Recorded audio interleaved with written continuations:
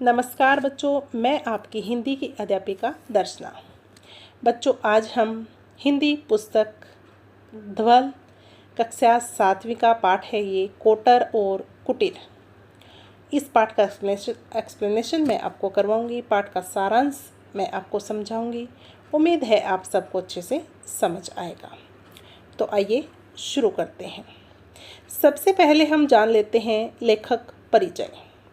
तो ये पाठ कोटर और कुटीर जो है सियाराम शरण गुप्त जी ने लिखा है। तो इनका जीवन परिचय क्या है? इनका जन्म 4 सितंबर 1895 में हुआ था और मृत्यु 29 मार्च 1963 में हुई थी। हिंदी के प्रसिद्ध साहित्यकार और राष्ट्रकवि मैथिली शरण गुप्त के ये छोटे भाई हैं। मैथिली शरण गुप्त की तो बहुत कविताएं रचनाएं आपने सुनी भी होगी, आपने पढ़ी भी होगी पीछे की क्लासेस में, और आप जानते भी होंगे उनका जीवन परिचय। तो उन्हीं के ये छोटे भाई हैं। उन पर गांधीवाद का विशेष प्रभाव रहा है, इसलिए उनकी रचनाओं में करुणा, सत्य, अहिंसा की मार्मिक अभिव्यक्ति अधिक मिलती है।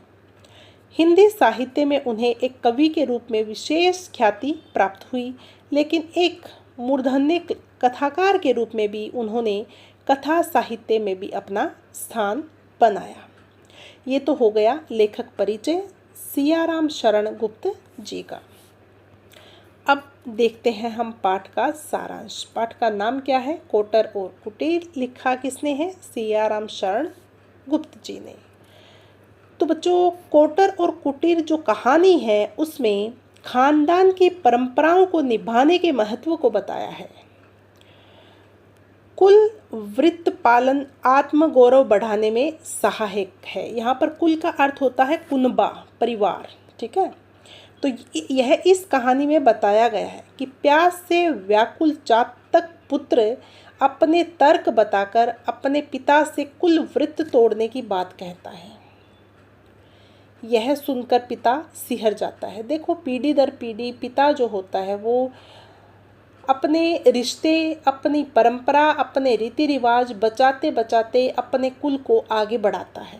तो इस कहानी के माध्यम से हमें समझाया गया है कि कैसे एक चालाक पुत्र, एक चातक जैसा, वो अपने तर्क बताता है पिता को कि ऐसा करना चाहिए, ऐसा करना चाहिए, कि कुल के वृत्त जो नियम है उनके वो तोड़ने की बात कहता है। यह सुनकर पिता जो है वो सिहर जाता है। वह पुत्र को याद दिलाता है कि हम मेघ के जल के अतिरिक्त कोई अन्य जल ग्रहण नहीं करते। इस व्रत से हमारे कुल में कभी कोई अनर्थ नहीं हुआ है। लेकिन अधीर हो चुका चातक पुत्र मानने को तैयार नहीं है। तो बच्चों, आप सभी ने सुना है कि चातक पक्षी जो होता है वो हमेशा बारिश का ही पानी पीता है। ठीक है। तो उस चातक का पुत्र जो है तो जिद कर रहा है कि नहीं, ये परंपरा हम तोड़ेंगे। ठीक है। वो मान ही नहीं रहा उसके पिता के समझाने पर भी। जब पिता चातक ने उससे वचन लिया कि गंगा जल के अलावा कोई अन्य जल ग्रहण मत करना, क्योंकि पिता तो समझाते ही हैं बच्चों को, चातक पुत्र अपने पिता को प्रणाम करके निकल पड़ा।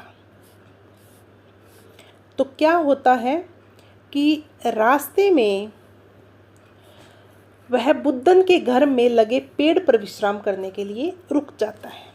वहाँ गोकुल के साथ घटी घटना के बारे में उसे पता चलता है। पिता बुद्धन गोकुल की ईमानदारी पर प्रसन्न होता है और बोलता है कि जिस तरह चातक अपने प्राण देकर भी मेघ के सिवा किसी दूसरे का जल लेने का व्रत नहीं तोड़ता, उसी तरह तू भी ईमानदारी की टेक न छोड़ना। ठीक है। गोकुल की कहानी है। और वो पक्षी, चातक पक्षी कहाँ बैठा है? ऊपर बैठा है, पेड़ के ऊपर।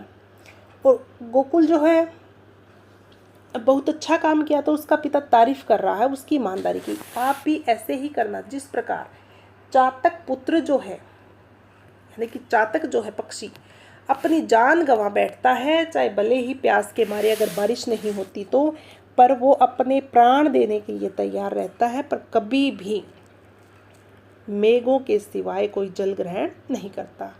तो इसी प्रकार भले ही प्राण क्यों न चले जाए, अपनी ईमानदारी पर डटे रहना है और आपको भी चातक पक्षी की तरह ही अपनी टेक नहीं छोड़नी। ऐसा कौन समझा रहा है? गोकुल के पिता।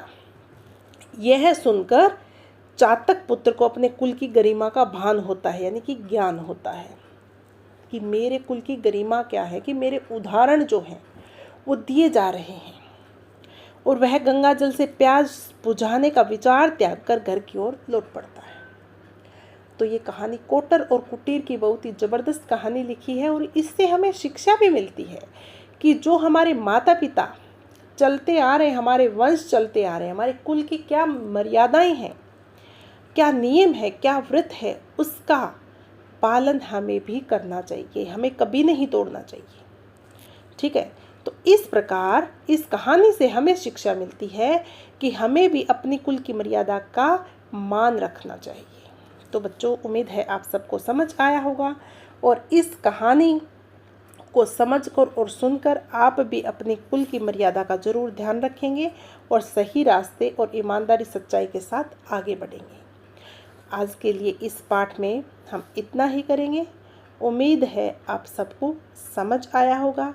तो ध्वल पुस्तक का ये पाठ कोटर और कुटीर अगर समझ आया तो लाइक कर दीजिए, शेयर कीजिए और सब्सक्राइब करना ना भूलें। आप सभी का बहुत बहुत धन्यवाद। नमस्कार।